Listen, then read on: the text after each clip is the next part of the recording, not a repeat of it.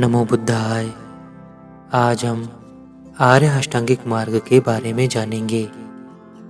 आर्य अष्टांगिक मार्ग सर्वश्रेष्ठ इसीलिए है कि यह हर दृष्टि से जीवन को शांतिपूर्ण और आनंदमय बनाता है।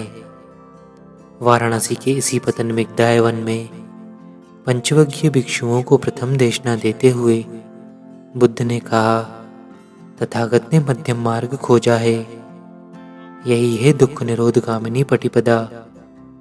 हे भिक्षुओं, यह दुख निरोधगामिनी पटिपदा आर्य सत्य है, यही आर्य अष्टांगिक मार्ग है। इसमें पहला है सम्यक दृष्टि, दूसरा है सम्यक संकल्प, तीसरा है सम्यक वचन, चौथा है सम्यक कर्मांत, पांचवा है सम्यक आजीविका, छठा है सम्यक व्यायाम, सातवां है सम्यक स्मृति और आठवां है सम्यक समाधि। हे भिक्षुओं, यह जो काम भोग के विषयों में सुख के लिए लिप्त रहना है, यह हीन, अशिष्ट, अनर्थकर जीवन है।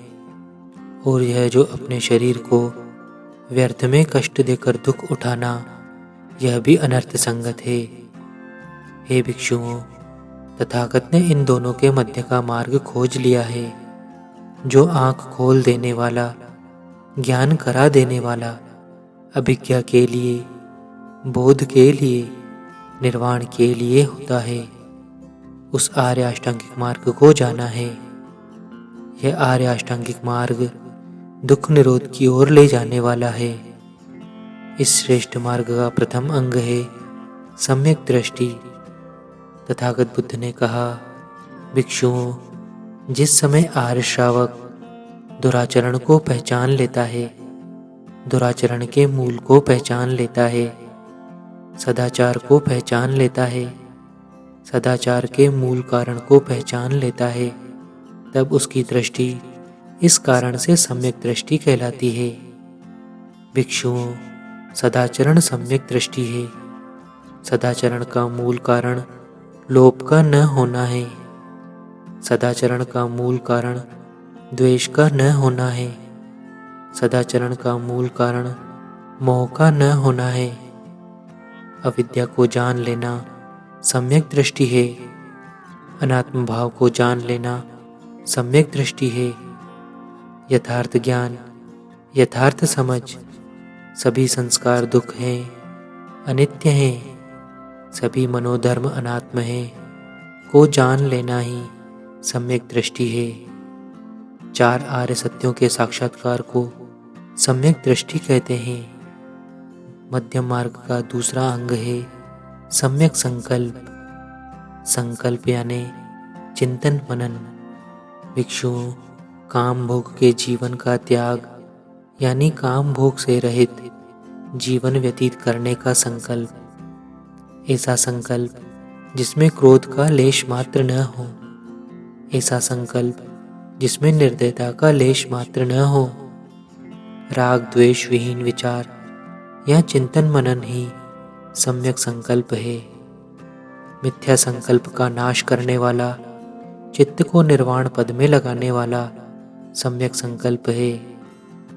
तथागत बुद्ध ने कहा, भिक्षुओं, कोई गृहस्थ श्रद्धा से युक्त होकर यह विचार करता है कि गृहस्थ जीवन बाधक है, धूल भरा रास्ता है, प्रवज्जा खुला आकाश है। गृहस्थ रहते हुए एकांत परिशुद्ध ब्रह्मचर्य का आचरण सरल नहीं है, ऐसा सोचकर प्रवज्जा लेकर, काषाय वस्त्र पहनकर घर से बेघर होने का संकल्प करता है, वह सम्यक संकल्प है। कोई गृहस्थ घर से बेघर न होकर गृहस्थ जीवन में अनासक्त होकर जीवन जीने का संकल्प करता है, वह भी सम्यक संकल्प है। धम्म के प्रति सच्ची आस्था रखते हुए धम्म की शिक्षाओं के अनुरूप दृढ़ता से अग्रसर होना ही सम्यक संकल्प है। मध्यम मार्ग का तीसरा अंग है सम्यक वाणी। सत्य बोलना, चुगली न करना, मधुर वाणी बोलना, उचित समय पर उचित वाणी ही बोलना सम्यक वाणी है। तथागत बुद्ध ने कहा, भिक्षुओं, सम्यक वाणी किसे कहते हैं? भिक्षुओं, एक आदमी झूठ बोलना छोड़कर, झूठ बोलने से दूर रहकर सत्य बोलने वाला, सच्चा, लोक में यथार्थवादी होता है। वह सभा में, पंचायत में या राज्यसभा में किसी भी जगह जाता है, वहाँ उससे गवाही पूछी जाती है तो वह सच बोलता है। वह चुगली करना छोड़ चुगली करने से दूर रहता है। यहाँ की बात सुनकर वहाँ नहीं करता है। वह कठोर वाणी छोड़ कठोर शब्दों से दूर रहकर वह ऐसी वाणी बोलता है जो कानों को सुख देती है। वह फिजूल बोलना छोड़कर फिजूल बोलने से दूर रहकर वह ऐसी वाणी बोलता है जो समयानुकूल है, यथार्थ है, बेमतलब नहीं है, धर्मानुकूल है, नियमानुकूल है। भिक्षुओं, इसे सम्यक वाणी कहते हैं। मध्यम मार्ग का चौथा अंग है सम्यक कर्मांत। कर्मचक्र से छूटने के लिए आचरण की शुद्धि होना जरूरी है। आचरण की शुद्धि क्रोध, द्वेष और दुराचरण आदि का त्याग करने से होती है। प्राणी हिंसा से विरत रहना, चोरी से विरत रहना, व्यभिचार से विरत रहना, नीति विरुद्ध कामाचार से विरत रहना, नशे के सेवन से विरत रहना तथा जुए आदि के खेल से विरत रहने की शिक्षा ग्रहण करना और केवल उसी को ग्रहण कर पवित्र जीवन व्यतीत करना ही सम्यक कर्मांत है। मध्यम मार्ग का पांचवा अंग है सम्यक आजीविका। यदि दूसरों का हक मारकर या किसी अन्यायपूर्ण उपाय से जीवन के साधन जुटाए हैं तो इसका परिणाम भी भुगतना होगा। इसीलिए न्यायपूर्ण जीविकोपार्जन आवश्यक है। भिक्षुओं, यह सम्यक आजीविका क्या है? सम्यक आजीविका है हिंसा या हिंसा के सहायक कार्यों के द्वारा आजीविका का त्याग, परधन अपहरण के द्वारा आजीविका का त्याग, व्यभिचार के द्वारा आजीविका का त्याग, विषाक्त और नशीली वस्तुओं के व्यापार तथा जुए के द्वारा आजीविका का त्याग। इन असम्यक जीविकाओं के त्यागपूर्वक जीविकोपार्जन करना सम्यक आजीविका है। भिक्षुओं, उपासक को चाहिए कि इन 5 व्यापारों में से किसी एक को भी न करे। वस्त्रों का व्यापार, जानवरों का व्यापार, मांस का व्यापार, दारू का व्यापार, विष का व्यापार। मध्यम मार्ग का छठा अंग है सम्यक व्यायाम। सम्यक व्यायाम अर्थात सम्यक प्रयत्न। हे भिक्षुओं, एक भिक्षु प्रयत्न करता है, जोर लगाता है, मन को काबू में रखता है कि कोई अकुशल पापमय विचार जो अभी तक उसके मन में नहीं है उत्पन्न न हो।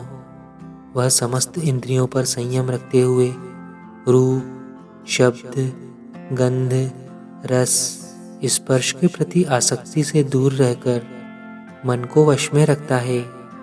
वह स्मृति, जागरूकता का अभ्यास करता है, अपने कुशल को बढ़ाने का प्रयत्न करता है। उसे सम्यक व्यायाम कहते हैं। मध्यम मार्ग का 7वां अंग है सम्यक स्मृति। सम्यक स्मृति का अर्थ है ठीक स्मृति, राइट माइंडफुलनेस।